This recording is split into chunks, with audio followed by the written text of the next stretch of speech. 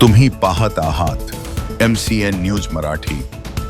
उन्हाळ्याचे दिवस लक्षात घेता पक्ष्यांची पाण्यासाठी होणारी भटकंती रोखण्यासाठी जंगलातील भोपळ्यांपासून कमंडलू तयार करून जागतिक चिमणी दिवस निमित्ताने 20 मार्च 2026 रोजी श्री सद्गुरू एकनाथ महाराज भजनी मंडळ खामगावच्या वतीने या कमंडलू जलपात्र वाटप करण्यात आले। पशुपक्षी ही जंगलाची शान व गौरव आहे। मानवाप्रमाणे त्यांनाही जगण्याचा अधिकार आहे। रखरखत्या उन्हात सावलीसाठी व चिमूटभर दाण्यासाठी चिमणी व पक्षी यांची भटकंती दिसून येते। मात्र वाढत्या प्रदूषणामुळे चिमणी व पक्षी संकटात आले आहेत। या लहानशा जीवाला वाचवण्यासाठी जागतिक पातळीवर 20 मार्च रोजी जागतिक चिमणी दिवस साजरा केला जातो।